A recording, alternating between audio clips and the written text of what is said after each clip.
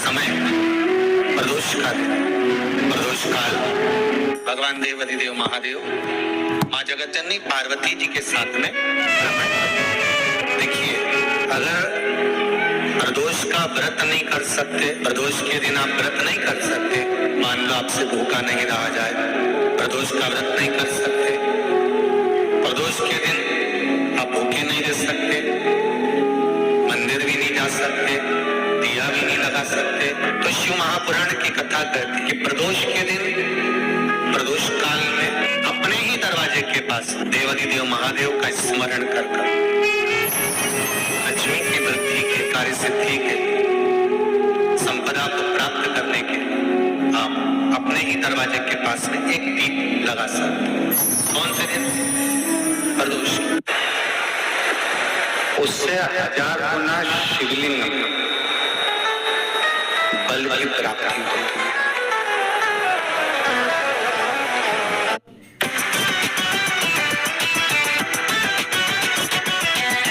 Axis Mobile.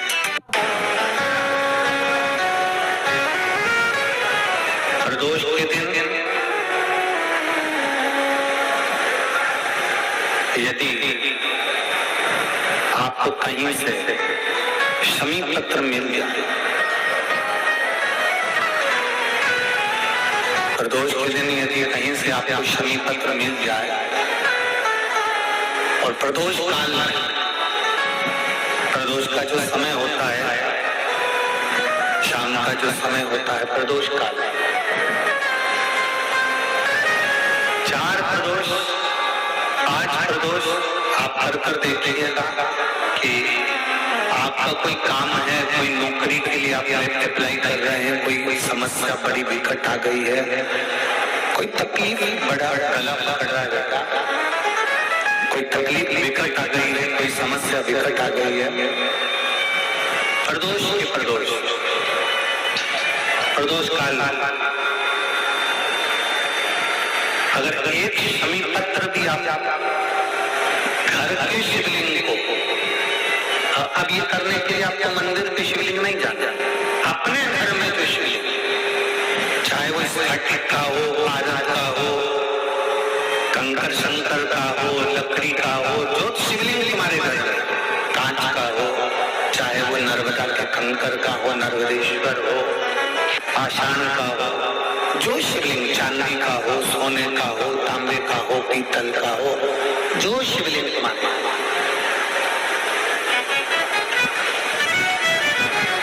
एक शमी पत्र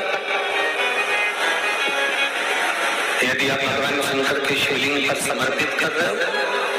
और उस शमी पत्र को उठाकर रात्रि को 9:15 की जो एक मुहूर्त होता है, एक समय होता है, जिस समय पर हम अपने मन की बात भगवान शंकर को कहते हैं, पूर्व में भी इसका वर्णन हम कर चुके हैं कथाओं में, उस 9:15 पर वो शमी पत्र को उठाकर एक कागज में, एक कटोरी में उसको रख देते, 4 या 5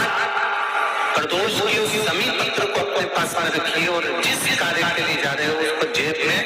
ऊपर के भाग में उसको रखकर लेकर जाइए, आपका वो कार्य सफल होकर ही रहेगा, रुक नहीं सकता। तो शमी पत्र में इतना बल होता है, प्रदोष का जो शमी पत्र होता है वो बड़ा बलवान होता है, बड़ा एक पत्र। 2 चीजें बड़ा स्मरण में रखिएगा, एक बैसाख महीने में मट्टी के पात्र का जल, जब बैसाख का महीना है ना, जितने यहाँ बैठे और जितने आस्था चैनल पर सुन रहे हो, जितने फेसबुक यूट्यूब पर कथा श्रवण कर रहे हैं, जितने मोबाइलों पर देख रहे हैं, प्रयास करना, बैसाख के महीने में मिट्टी के पात्र में जो रात्रि भर जल रखा हो, मिट्टी के पात्र में, अगर आपके पास में घड़ा हो, हंडा हो, नी हो, तो दिया हो, दीपक हो, कुल्हड़ हो, कोई भी तुम्हारे पास में जो मिट्टी का पात्र, उसमें जल भरना, वो जल बैसाख के महीने की किसी भी सोमवार के दिन, किसी भी सोमवार के दिन, बैसाख महीने या किसी प्रदोष के दिन या बैसाख महीने के शिवरात्रि के दिन, मिट्टी के पात्र का जल अपने घर के प्रत्येक व्यक्ति का स्पर्श करा उस मिट्टी के पात्र के जल को तांबे के पात्र में डाल लीजिए और घर के प्रत्येक व्यक्ति के स्पर्श करा लीजिए और शंकर भगवान पर कुंडकेश्वर महादेव के नाम से समर्पित करिए। कुंडकेश्वर महादेव कभी जीवन में पीछे पलट कर देखने की जरूरत नहीं पड़ेगी, आप उन्नति की सीढ़ी की ओर बढ़ते चले जाओगे। किसी भी प्रदोष के दिन, प्रदोष काल में एक बार लगा दे, उसके बाद में अपनी कामना कर कर बेलपत्री को एक छोटा सा उपाय अवश्य करिएगा। अगर बच्चे कोई एग्जाम में बैठ रहे हैं या कंपटीशन एग्जाम है या नौकरी के लिए अप्लाई कर रहे हो, मान लो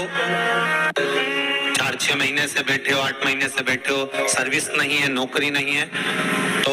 एक छोटा सा उपाय अवश्य करिएगा शिव महापुराण का। महाराज बेलपत्री के पेड़ के नीचे विराजमान होकर, बेलपत्री के पेड़ के नीचे जिसको नौकरी के लिए या एग्जाम में बैठ रहा है वो जल चढ़ाए, बेलपत्री के पेड़ के नीचे थोड़ा सा दूध चढ़ाए, फिर जल चढ़ाए और अपने राइट भाग में घी का दिया और अपने लेफ्ट भाग में तेल का दिया। किसी भी प्रदोष के दिन, प्रदोष काल में एक बार लगा दे, उसके बाद में अपनी कामना कर कर बेलपत्री के पेड़ के नीचे धूप लगाकर प्रणाम कर कर जाए और चले जाए इंटरव्यू के लिए, बाबा उत्तीर्ण करा ही देगा, नौकरी दिलाए। जिस दिन रविवार की प्रदोष पड़े उस दिन एक लाल वस्त्र में पीली सरसों रखकर और उसके अंतर्गत कुछ भी एक, या तो बमूल का कांटा ना मिले तो गुलाब का कांटा ही उसके अंतर्गत रख लीजिए। और ना तो कोई काम ऐसा है कि उसमें पैसा तुम्हारा आ ही नहीं दिया, बहुत घाटे पर घाटा जा रहा है, नुकसान बहुत हो रहा है और कोई काम हो ही नहीं रहा, तो महाराज